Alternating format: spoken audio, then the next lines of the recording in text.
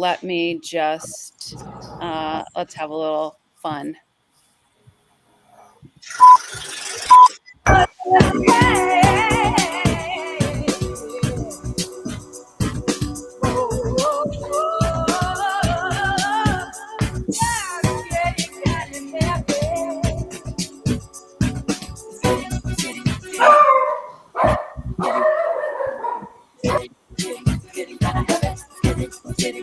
Ooh, I like this song.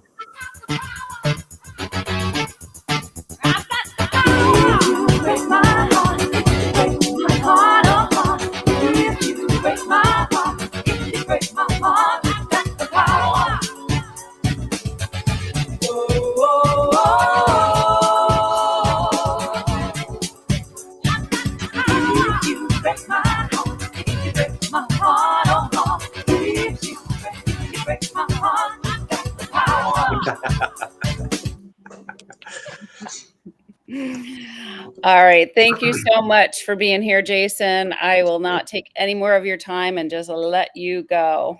My pleasure. Thank you so much. I'm really excited to be with you all today. Quick introduction, Jason Barnaby. I live in Indianapolis, Indiana, where I've lived for almost all of my life, with the exception of 2 stints. One as I'll put this in air quotes, a professional ski bum after college for 2 years in Summit County, Colorado. So if you happen to be driving through the mountains of Colorado and look over on the side of the road and see what looks like a piece of like heart that is still beating, but barely, that's my heart that I left there when I left Colorado.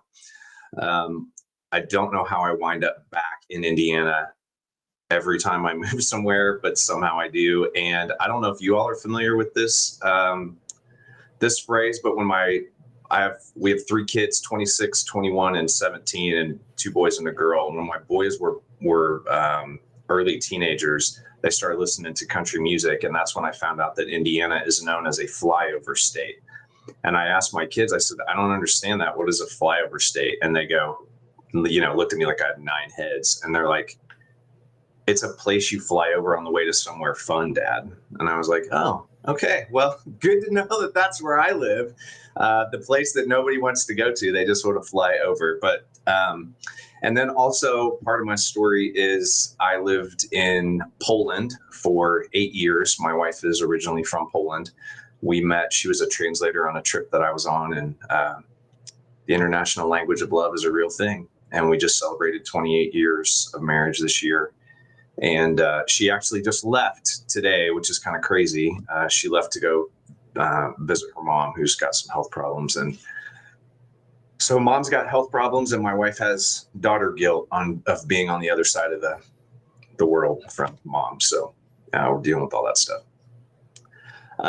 I have a master's in adult ed, and I love what I call facilitating the aha moment. And that is my hope for today. My hope is that each and every one of you will have at least one aha moment and what that is when you go, never thought about that before. I never thought about it in that way. Or, oh, that's so easy. Why am I making it so hard? Or, yes, I'm going to do that thing. And I do a lot of public speaking. And when I talk about my product, I call it actionable inspiration, because I think we've all been to conferences where we write the thing down and we go, oh, this is great. It's going to change my life. I love this. And then 6 months later, we find it under a pile of crap on our desk and we have done nothing with it. And we go, I don't even know what this is or why I wrote it down.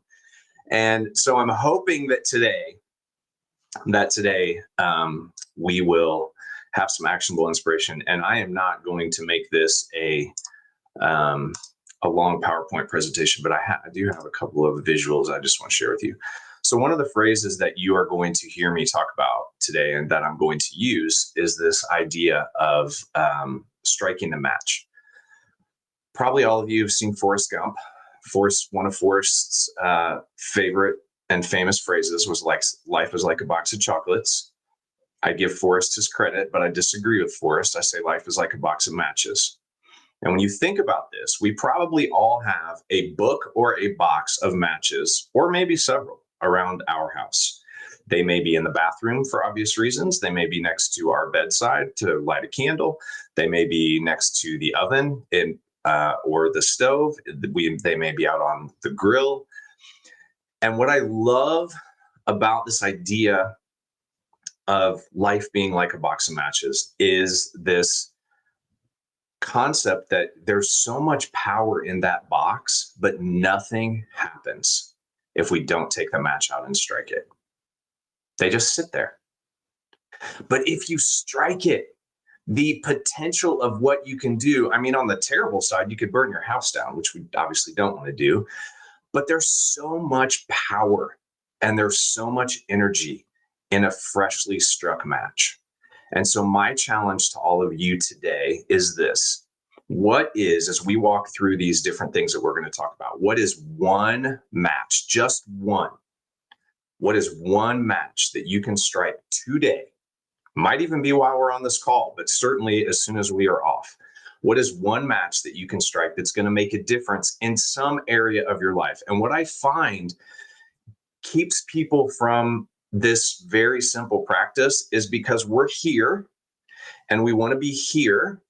And oh my God, look at that space. There's so much space in between. How do I get here when I'm here? And we worry so much about the end result that a lot of times we look at it and go, oh, it's too far, it's too hard, it's too much. I'm just not going to do it. And we quit and we put the box of matches back in the drawer and we do nothing with it. So my hope is that we can together today find some matches to strike. Now, here's the thing. And I'm just going to tell you this. I'm not going to tell you likely today things that you are like, I've never heard this concept before. This is brand new to me. But being somebody that comes from adult education, firm believer in the research that says we need to hear something at least 7 to 10 times before it gets into our head. So this next slide that I'm going to show you, I think you probably know this, right? You've seen this before. You've heard this before.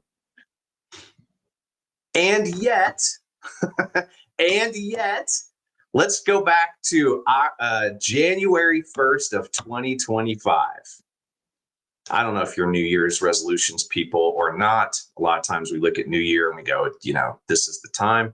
And maybe 2025, this was the year that you bought the shoes, you got the membership, you bought the water bottle that beeps at you and tells you to drink, you set your phone to tell you to go to bed. How many of you do this? If you have an Apple Watch and your Apple Watch says it's time to breathe and you look at it and go, I'll breathe later.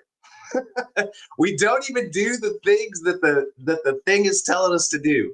And so we have to be willing and able to change our thinking. We have to be able to and willing to look at things from a different point of view. We have to be willing to ask questions that maybe we haven't asked before. And if we're not willing to ask those questions, we're afraid to ask those questions, then in my mind, the first thing to do is go inward and say, why are we afraid of this? What's scaring us? And what I have found so often is, I'm looking around for this. Here it is. I wasn't planning to read this, but this is always sitting by my desk. Here's what I think, what I've learned from doing a lot of executive coaching and leadership stuff. I don't think it's failure. As I've really dug into it, I mean, I know some of us are afraid. We're like, well, what's going to happen? Am I going to fail? How's this going to go? I get that.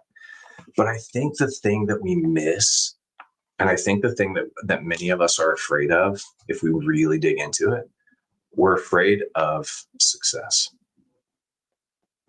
Because of we don't think we're worthy for some reason. And if you have never read this book, I highly recommend it. It's called The Millionaire Messenger. It's by Brendan Burchard. It is, I believe, his first book that he wrote. If you are somebody who is in business by yourself or thinking about that, I highly recommend this book. And you may have heard this quote. This is it's a fairly famous quote by a lady named Marianne Williamson, and he is friends with her, and he quoted this in this book, but I love what it says. It says, our deepest fear is not that we are inadequate. Our deepest fear is that we are powerful beyond measure. It is our light, not our darkness, that most frightens us. We ask ourselves, who am I to be brilliant, gorgeous, talented, fabulous? Actually, who are you not to be? You are a child of God. Your playing small does not serve the world. There is nothing enlightened about shrinking so that other people won't feel insecure around you. I'm going to read that part again. There is nothing enlightened about shrinking so that other people won't feel insecure around you. We are all meant to shine as children do. We were born to make manifest the glory of God that is within us. It's not just in some of us, it's in everyone. And as we let our own light shine, we unconsciously give other people permission to do the same. And as we are liberated from our own fear, our presence automatically liberates others. So even if it's a little scary for you today, what is some thinking that you need to maybe do some more thinking about? Why am I afraid of this? Why haven't I made that step yet? One of my other favorite quotes of all times, I don't know how many of you follow Seth Godin. He's one of my favorite. He's a hero of mine. I got a chance to meet him. You can go to my website and see the picture. I literally fanboyed all over this man during a luncheon that he was speaking at. And he was, you know how they say don't meet your heroes because you'll be disappointed? I was anything but disappointed by meeting this man. He had just finished his lunch. I was talking 1,000 miles a minute. I'm like, Seth, I don't even remember what I said, but I probably slobbered on him a little bit. And he was so gracious. And I said, can I take a picture with you? He was sitting down at the table. I said, can I take a picture with you? And he said, sure. So I got down on my knees next to him, and you guys, like, still makes me emotional. It's been a bunch of years, but he leaned over and put his head on my head. And I'm like, I almost melted. I'm like, oh my God, you are the most amazing man. But he has a great quote. He says, we are always prepared. We're always ready. We're not always prepared. And so many of us, and I wonder if this is you, we make the list of all the things that we have to do. And when I get to the bottom of the list, I'm pulling the trigger. I'm doing it. And we get to the bottom of the list, and what do? We add more shit to the list. Because as long as there's stuff on the list, we don't have to go do the thing. And I remember when I decided to write a book, I told people for like 3 years, like, what are you up to? And I'm like, oh, I'm writing a book. And finally, one of my friends said, when are you going to publish that book you've been talking about writing for 3 years? And I was like, well, damn. So I finally did it. But I had to face some fears and some insecurities about myself. So one of the things that I talk about a lot so the name of my company is called Firestarters Incorporated. And when I was writing my original book, I learned about something that I didn't know about. It's called the fire triangle, which you see on the screen right here. And for those of you who are my age, I'm 54. You may remember Ron Howard's movie Backdraft back in the day. That movie was all about this fire triangle, that 2 of the 3 components were there, but there wasn't the 3rd component. And typically for him, in that movie, it was the oxygen. That's why when a door came open or a window broke and all this oxygen came in, it was a big old boom, because the heat and the fuel were there, messing with each other. But if you have heat and you have oxygen, but you have no fuel, you will not have a fire.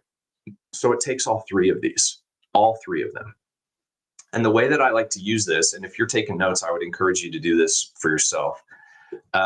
I would say, take on your piece of paper, make 3 triangles that are blank, just like this. And I would encourage you to label those triangles. I label them this way. You can label them however you want. But for me, we're talking about small matches that can light that inner fire. Some of you were told as kids that you're not creative and you're never going to be creative, so you quit before you even became a teenager. But maybe creativity isn't art and music. Maybe it's something else. I don't know what it is. But is there a way that you can get creative? And then what I would challenge you to do is, on each side of the triangle, what is one thing, one little match that you could strike that would spark and fuel and ignite your creativity? Maybe it's going out and buying a coloring book. I'm serious. Maybe it's getting on Amazon and having one at your home before you go to sleep tonight. You can get a coloring book and crayons or markers or paints or whatever all delivered to your door within the next 12 hours. But whatever that thing is, and whatever the word is, the word doesn't have to be creativity or food or fitness. Those were just ones that I chose. Maybe let's move to food. Maybe you're one of those people who are like, gosh, dang it, 25 was going to be the year that I ate better. And instead I'm eating worse and I've gained more weight and I don't feel good about myself. And I see these people who ride around the grocery store in these motorized carts with cases of Dr. Pepper in their cart. And I'm thinking, if you just maybe bought one case instead of two, that's a match, right? If somebody drinks 5 Mountain Dews a day, try drinking 4.5 one day. It doesn't, because here's the thing that I think we often do. We're like, oh, I'm cutting out whatever. I'm cutting out sugar. I'm cutting out caffeine. Well, that usually means you're going to be a royal pain in the ass to all the people who are close to you in your life, because you're going to be a monster until your body regulates and gets to the place where it needs to be. So is it, I'm not going to eat past 8 o'clock, or I'm going to buy pre-bagged salads and eat at least 2 salads a week, whatever it happens to be. It doesn't have to be, you don't have to go through your refrigerator and throw everything out. One thing, what's one thing? For me recently, it's been fitness. I used to be a runner. I can't run anymore. Still kind of bitter and sad about that. And so I had to find something else that I could do. And so a couple of years ago, I hired a personal trainer at my gym. It was expensive. It was a tax monetarily for me to pay that. But I got to learn my way around a gym, and I started to learn how to use the machines. And now I don't feel like an idiot when I walk into a gym, because I see all these people doing things. I'm like, I don't know how to do that, or I don't know how to do that. I don't even know how to adjust the things. And so now, after 2 years, there are 3 of us who used to work out with our trainer, and we all kind of looked at each other one day and we said, you know, we all work out a couple times a week together. Why don't we just do this on our own and not pay a trainer? We don't need one. And so now we work out on our own 3 days a week, and it's great.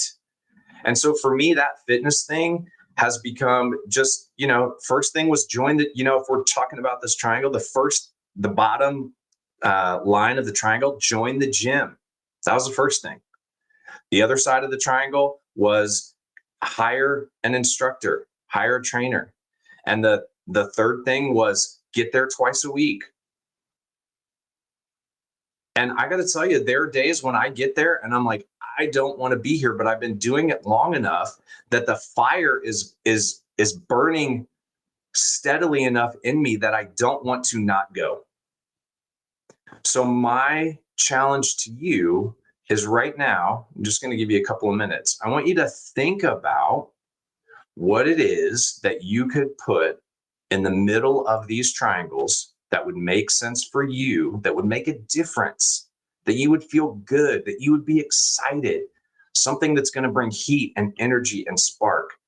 So label your 3 triangles, and then on one side of one triangle, you don't even have to do it for all 3. On one side of one triangle, write one thing that you can do today that's going to make a difference in that. And here's the thing that I want you to do. I want you to make it so simple and so easy that it's almost harder not to do it. I don't want it to be some big grand gesture. I want it to be something really small that you can then celebrate, because when you strike that match, there's heat and there's fire and there's all this energy, and it will continue to grow. So I want to give you just a minute to process on that and think about it. And then if there's anybody that would like to share what you've written, because I also believe this.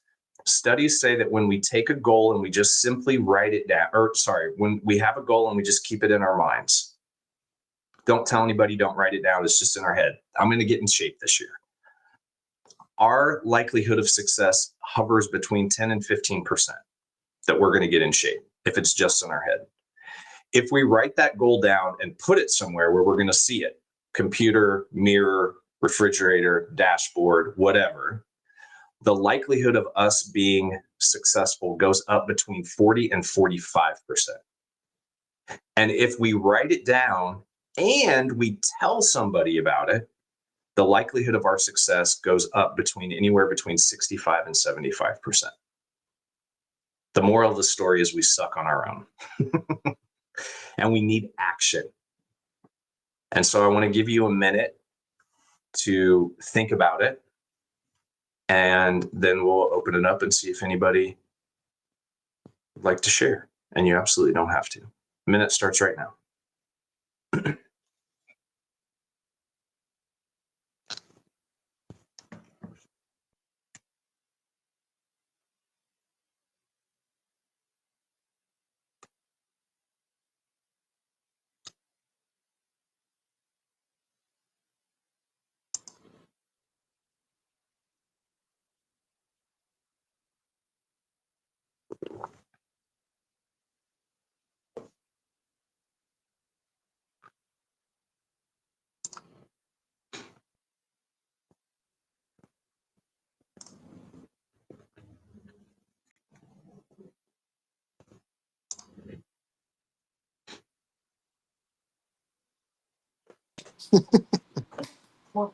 I know my kids are like, "Why is it just a line?" I'm like, I don't know.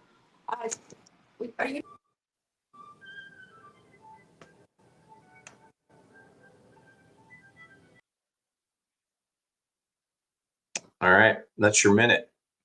Let's, if there are two people that would like to share, just come off mute. Jason, I see your hand. Yeah, I get into patterns where I'm strapped to this desk doing the things, whether it's shows, the work, whatever. So mine is to be more intentional about taking 10 minutes to make sure that I'm up and mobile and going outside and breathing and taking a pause. Awesome. I appreciate you sharing. And I'll challenge just a little bit when you say, because we want those goals to be very specific. So when you say, I want to be more intentional, what is something that's going to make you be more intentional? Is it setting an alarm? Is it putting a reminder? Okay. Yes. Yeah. I set alarms for all my meetings and stuff. So putting that on there that I set the alarm to go up and have lunch with my wife. So I will set the alarm to go outside. And I actually want to do it to where it's more than once a day, but I need to be in the habit of doing it at least once. Yep. Once is great. Anybody else want to share?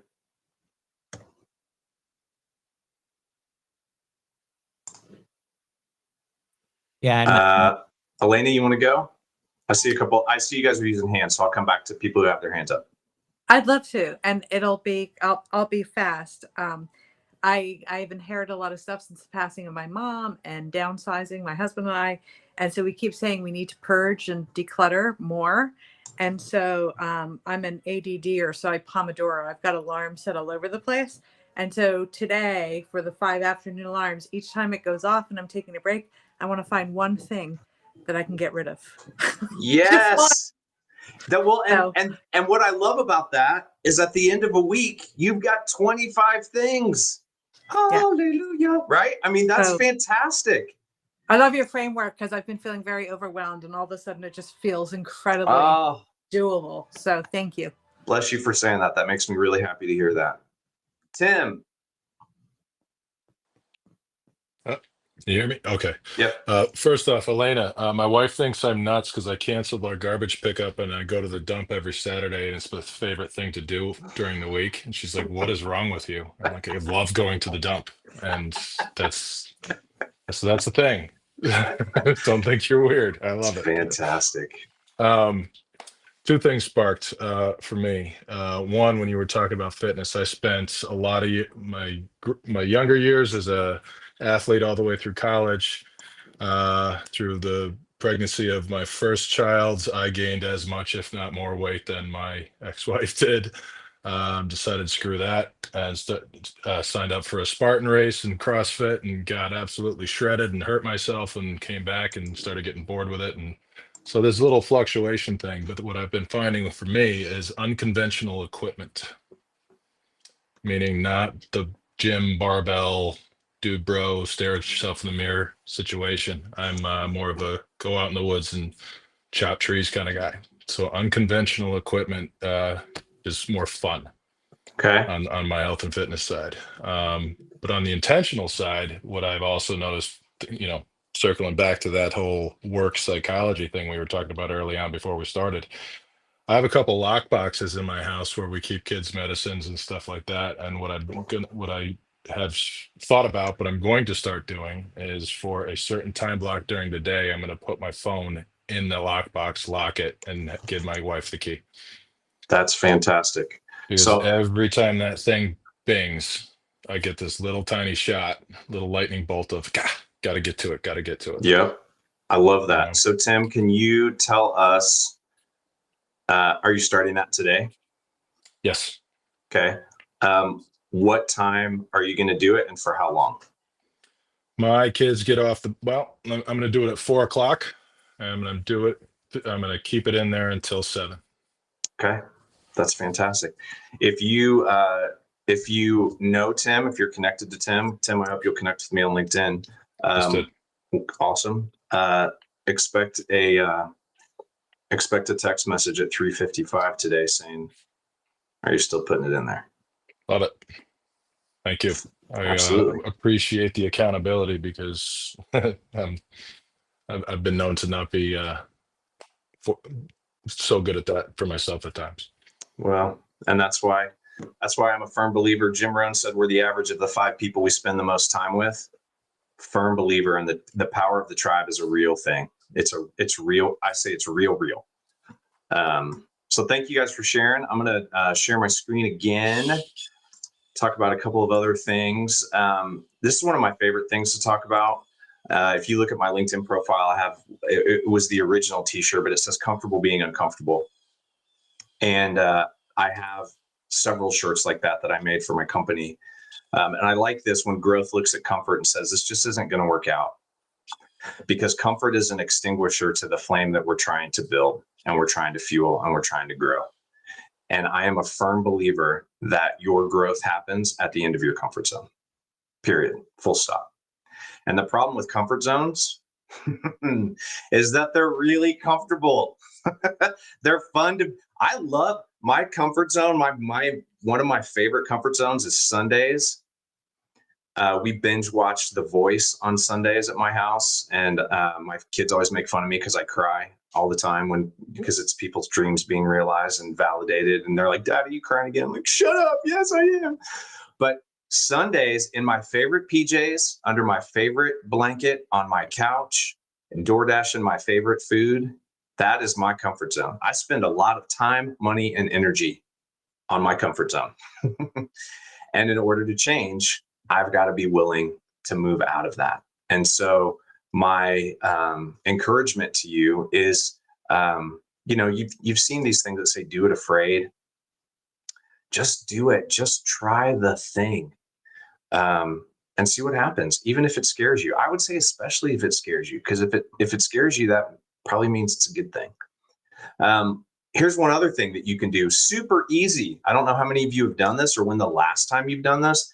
I'm a certified Enneagram coach. I am a huge believer in self-awareness, self-development, and the Enneagram. And I do not say this lightly or say this for dramatic effect. When I got familiar with the Enneagram and went through it for myself, it changed my life.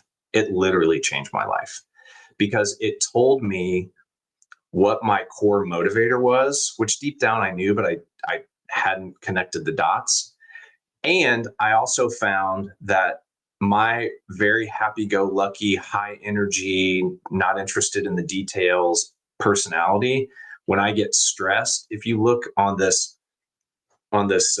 graphic that's on the screen, you'll see that there's a line that goes from 7 to 1. That's my stress. That's where I go in stress. So I become an overcritical, micromanaging pain in your ass when I am stressed.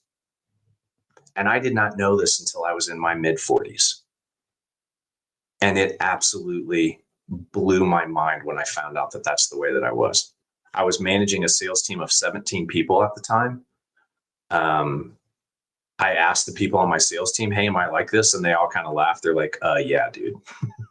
I asked my kids were like, "Yeah, Dad. Every Saturday when we're cleaning, you're handing out lists when you get mad. And whoever the first kid is that gets the list, they make sure that the other two know because the list is coming for them." I didn't know it. So I don't care if it's Enneagram, DISC, Strengths Finder, Predictive Index, whatever it is. When is the last time that you did something that forced you to look inside and forced you to ask some questions about why you do the things that you do? You can go online and find, I think you could do Strengths Finder for about, I think you can do it for about $20 on their website. And they give you an incredible report.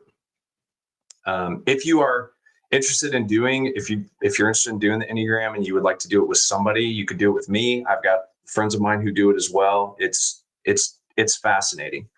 And I will also say, just as a caveat, I don't believe that these things are who you are.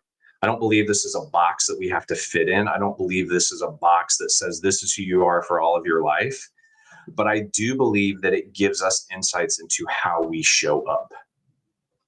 And so this is one you can do on your own. I've got another one that I'm going to talk about in just a little bit. That's one that you can do on your own, which is actually the next one. So I made up, I don't know how many of you have ever done a 360 feedback thing at work, if you've ever gone through something like that. This is my Firestarter's version of a 360 feedback, and super simple, on purpose, focused on the positive, on purpose. And so basically what it looks like is this, and I'm just going to go through real quick.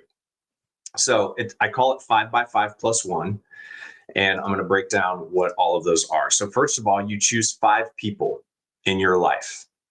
Now, ultimately, you want to choose people who are there for you, who you trust, who you are curious about what they think.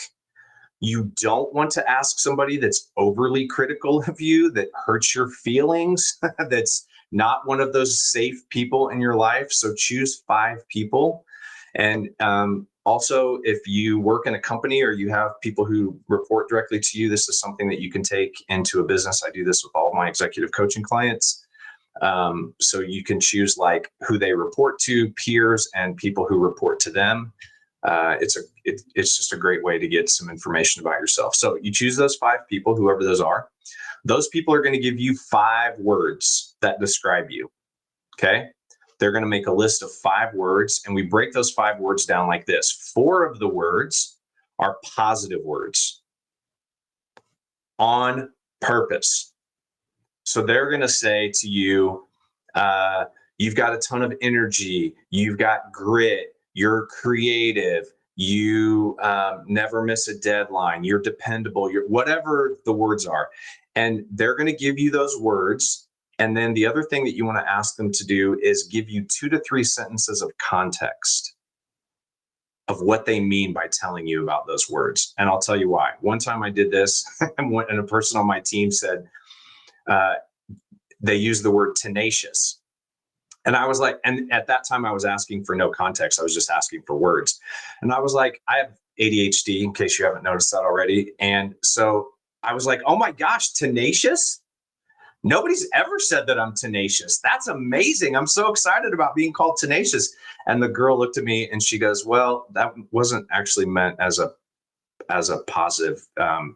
We were on this project together and you kind of micromanaged the shit out of me, and it drove me nuts, and I really didn't appreciate it. Well, here's what I know now when I got that word, because I look back at my Enneagram. Why was I tenacious? Because I was stressed. So that was also telling me that I was showing up in a very stressed way. Now, the other word that they're going to give you, so 4 positive words, and 1 word that is an opportunity for growth. Hear me on this. This is not a negative. This is an opportunity for growth. When we're done learning and growing, we're done. We can all grow. We can all take some feedback. And here's what happens when you get this back. Actually, let me finish because there's one more. The +1 is that you have to do this first for yourself before you ask anybody else to do it for you. That's your permission slip.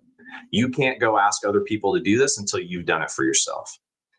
And what I realized when I started early doing this in coaching is that people would ask others to do it and then get the list back. And then based on those lists, they would make their list. And I'm like, no, we're not doing that anymore. Because what happens is on that growth thing, if nobody put down the growth thing that person really knew they needed to grow on, they're like, oh, I'm not going to put it because nobody noticed. So I don't have to work on the hard thing. No, that's not the point. So it's a growth word. But it starts with you. So you have to do it first. And here's what I absolutely love about this activity. What I love about this activity is if you do it and you ask those 5 people to do it, you have got a list of 24 words that are positive about you. When's the last time you had 24 words from people that you know and care about you that were positive, that feed your soul, that you go, oh, I didn't know that people thought about me like this. And then there's some other exercises. If you're interested, I would be happy to share this, Kathy, with you, or if we can post it somewhere, I don't know, but I have it all written up. But there's things that you can then do once you get the list back. And here's the last thing I'll tell you about this. When I have gone over this, the growth part specifically with my clients, I ask all of them, are you surprised by what people wrote for your growth word? Never, ever once have I had somebody go, yeah, I had no idea that was something I needed to work on. Everybody goes, oh yeah, I knew that. I've needed to work on that for 20 years, but I haven't. And I'm also not saying, and especially if you're familiar with StrengthsFinder, I'm not saying that you take all of your energy and pour it into this growth word. That growth word may be something that you just simply suck at. I hate spreadsheets and everything that has to do, like if you ask me to make a spreadsheet, I would rather have you pull my fingernails out. I don't want to make a spreadsheet. I don't know. I don't like it. I will go scrub my kitchen floor, the grout lines on my tile before I will make a spreadsheet. I hate it. And so here's the thing. I've also realized that I'm not really great at it. So this is not an invitation for you to go like pour all your energy into this thing you need growth for. Maybe that's where you need to hire somebody. And I did that for the first time this year. I hired somebody to run my scheduling and to run all the detail stuff that I hate. And here's what happens when you hate stuff. Typically, you avoid it. And avoiding a calendar and making appointments as somebody who's in business for themselves is not a good combination. And so I have asked, I've hired this person. She's amazing. And she gets so excited when like the calendar looks a particular way. And I'm excited about the end result, but I couldn't care less about the way the calendar looks, but she loves it. And I'm like, great, let's let that be your thing. But the point is that you have 24 words that are all about you. And you know what people do in this drive? Sometimes I will do this when I give the feedback back to my clients, because I will collect it and then give it to them. I will give them the 24 words, but I won't give them the growth words for a week. And it makes them mad because they're like, I want to see the growth words. Because we always want to look at the stuff we don't do well. And I'm like, no, that's not the point. For 1 week, you are going to only focus on the things that you do well. And what's really cool, you can make a collage of these words that become your phone screen, your lock screen. They can become your screen, the backdrop of your computer, so that every time you open it, you see these words and you're reminded of these things that people say about you and that they believe about you. I share something when I do keynotes that on the research says that on average, the average person on an average day has anywhere between 12 and 12 to 60,000 thoughts a day. That's a lot. 12 to 60,000. The research says on average, 80% of those thoughts are negative. And 95% of those thoughts are repetitive. And so wouldn't it be great to have 24 words to look at every day to combat that negativity that's just on a loop back there? I think so. All right. I want to pause for just a minute. I've got just a couple more things that I want to share, but any questions, feedback, aha moments, challenges, anything like that? Anybody wants to share?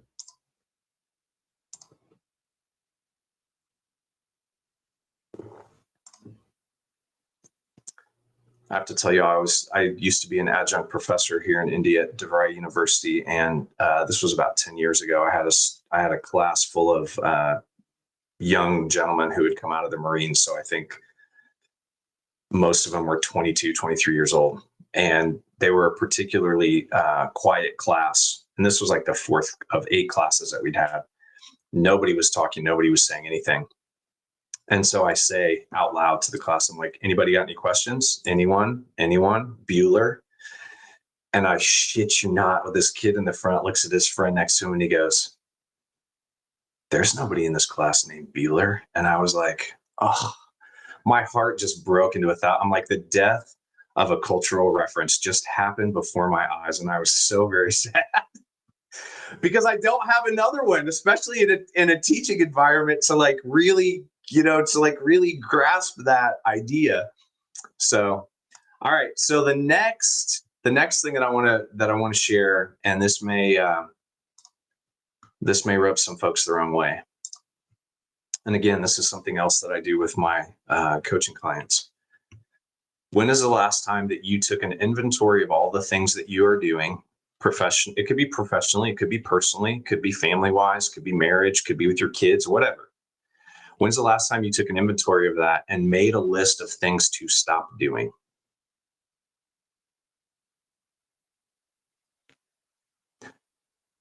And especially if you work with a team,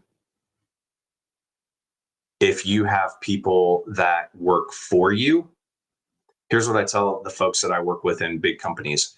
I say, here's what I want you to do. I want you to make this stop doing list.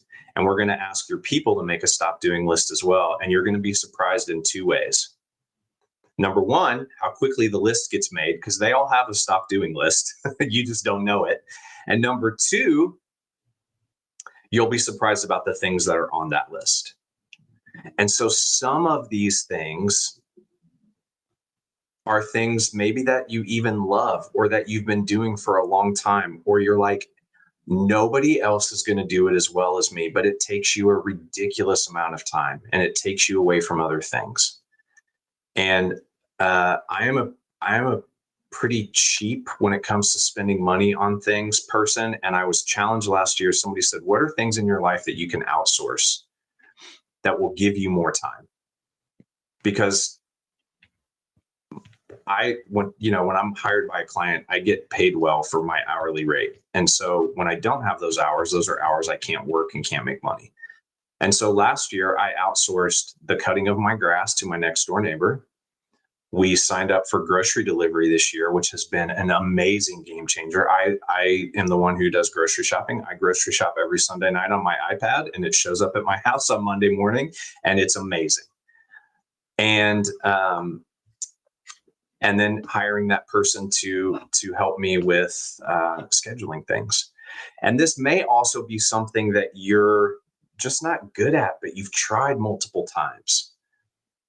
What is one thing that you can stop doing? And, one of the things that it could be, if we go back to the mental side of things, could it be a way that you talk to yourself?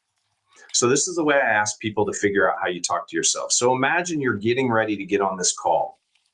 It's 11:55 or it's 5 till the hour, wherever you are. You're getting ready to get on the call. You come in, you sit, you got your beverage, whatever it is, your coffee, your tea, your water, or whatever. You come and you get ready to sit down and you stumble and you spill the whole thing all over your desk and on your floor. Not on your keyboard, because then that would ruin everything. But you spill it on your desk and on your floor. In that moment, what do you say to yourself? Idiot, clumsy fool, dumbass. You always do. We use words like this a lot. You always do this. You always do that. Is there one thing, one way that you talk to yourself, one habit that you have that keeps you stuck that you could potentially stop doing today? And what would that look like? All right, rounding the home stretch. This is one of my favorite visuals. This was shared with me a long time ago because we've just gone over a lot of things. It's like, well, Jason, where do I start? Here's a great filter. Does it matter? Think about all the things that we spend time worrying about in an average day that don't matter. They just simply don't matter. Or the things that we worry about that we have no control over. I don't know about you all, but I feel like I need a detox from the news, especially over the last 2 to 3 months. And by the way, we were never meant to scroll through a decimated city, a shot of somebody, dying on screen, and then, puppies running around a toddler that's laughing like crazy. All those emotions that we find that are running through us in that amount of time, because then we start to worry about things, and some of those things, most of those things we can't control. So does it matter? If the answer is no, then why are we worrying about it? Can you control it? No. Why are we worrying about it? If it matters and you can't control it, why are you worrying about it? If you can control it, but it doesn't matter, why are we worried about it? If the answer in both of these circles is yes, does it matter? Yes. Can I control it? Yes. Then that's where I need to spend my time, because that's where the magic is. And I will tell you, as for me, in bringing people into my life that can help me where I am not strong, the amount of extra brain power and space for creativity that I have that I didn't have before has blown my mind. I've created more in this year than I've created in the last 3 years combined, because I have that capacity to do it, because I'm looking at things that matter and things that I can control. And then here's the other thing. And you know this isn't new news. This isn't something that you're like, never thought about that before. And if you're an entrepreneur, it's probably even more squiggly than the one on the right. And it may be, the arrow may have actually gone backwards several times. And can I just tell you too, last thing that I want to share, can I just tell you that those people that you scroll by on LinkedIn, Instagram, Facebook, that we think have it all together, the one thing that I've realized in coaching, I've coached people who have the house that I would love to live in, the vacations that I would love to go on, the car that I would love to drive, the reputation in the community, and you get behind the curtain and they're miserable. I'm not saying everybody's like that, but what I am saying is those things that we think that everybody thinks about and works for, like that's the thing. I know a lot of people who get those things and they're absolutely miserable. And when we can stop comparing, I think there is something magical about getting over the hump of 50, because I'm 54. And I truly am to a place where I'm like, I just don't care. if you don't like me, or if you don't like my content, and I sincerely hope you find what you're looking for if it's not me. And I will tell you, in my 30s, it was like, well, if you don't like me, screw you, And then in my 40s, it was like, well, if you don't like me, it's your loss. And now in my 50s, I'm like, you know what? If you don't like me, I'm okay with that. And I really hope that you find somebody that will fill your feed the way that you want it. But you telling me that you don't like what I have, because in 22 and 23, I was severely depressed. I almost lost my house. I contemplated suicide multiple times. How can I run my car off this curve of this interstate that I get onto every time I come home and make it look like an accident so my family gets my life insurance money, but I don't have to live in this shitty life anymore? How do I do that? And the very next thought was, I wonder what I'm going to make for dinner tonight. That's how normal that got. And so I'm to a place where it's like, with all of that stuff that's happened to me, I'm quite okay if you don't like me. I'm quite okay if you want to keep scrolling. It doesn't matter. And what matters is, I know there are a lot of people that are on this call that have relationships with other people who are in other squares. That's what matters.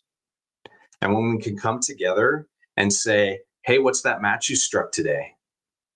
Hey, how's that fire going? Is it still going? You got all three sides of the fire triangle going? Are you giving it some oxygen? Are you finding some fuel to put on there? Do you have a heat source so that it's never going to go out? What does it look like? Because if you've ever gone camping and woken up the next morning and there's a pile of ashes there, you all know that it doesn't take much to turn that pile of ashes back in to a raging fire. It takes some effort. It takes some intentionality. You got to get down on your hands and knees. You might get a little dirty. You got to blow some fresh oxygen in there. You got to put some new kindling on there. You may have to relight it, but it's not out. And so if you join today and you feel like my fight, Jason, I thank you, but I don't even know where the matchbox is. Well, then the first thing is, let's find the matchbox. Take some time today and find out where it is. Maybe that's the first step. And that's all I got. Thank you so much for joining me today. I really appreciate it. It's been a pleasure. Thank you, Jason. Yeah, I think I just want to take a breath and just be grateful that you're here Thank you. and grateful that we're all here. I get to go jump on a Zoom meeting now. 3 minutes. Yeah, take that breath. All right. Thanks, guys. Thank you. Thank you. Well, we had some trouble getting you on the calendar, Jason, but that was worth the wait and I really appreciate that. yeah, that was really, really fantastic for everything that you shared, for the practical, the tactical, the emotional, all of it. So thank you. Thank you. I do not take for granted ever the fact that people have given me an hour of their time and have put their attention here and not somewhere else. So I'm incredibly grateful. There were, I don't know if you were able to see the chat or not. A few people had to leave early.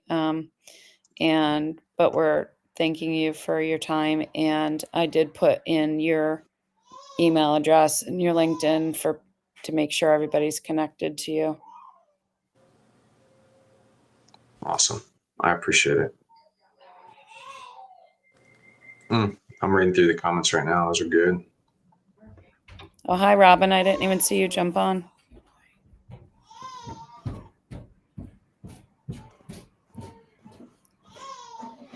Thank you, Jason. You're welcome. Pleasure. Good to see you. All right. Well, I wish everybody a good weekend. I'm really excited. I get to go tonight. When I was in college, we started, now I don't even want to do the math. It's over 3 decades. We started a student-run organization called IU Dance Marathon that benefits a children's hospital here in Indy. And since we started it, and it kept going, the students have raised over $60 million for Riley Children's Hospital. It's unbelievable. And tonight they have their annual fundraising gala, and there are several of us from that original exec team that were being hosted by the current exec team. They're hosting a table for us, and they're having a special reception where we can go and just with the current exec for like half an hour and just tell stories and encourage them. And I tell everybody, next to saying yes to my wife, that was the second best yes of my life. It's an incredible group of people, and they're basically running a multi-million-dollar nonprofit as students. It's insane. So crazy. And then there's a night game tomorrow for my college, and a bunch of us are going to go down and tailgate. So I'm really looking forward to this weekend and unplugging and having a really good time. So thank you again for the opportunity. Yeah. Thanks again for the opportunity, Kathy. It was really great. Amber, great to see you. Thank you for joining. And look at that, Anthony, that smile, dude. So if I could weave that smile into a fuzzy blanket, it would be the most comfortable blanket on the planet. You're too kind, dude. Too kind. All right. Love you guys. Have a great weekend. Thanks, Jason. Bye, All right. everyone. Bye-bye. Bye, everybody. Bye, everyone.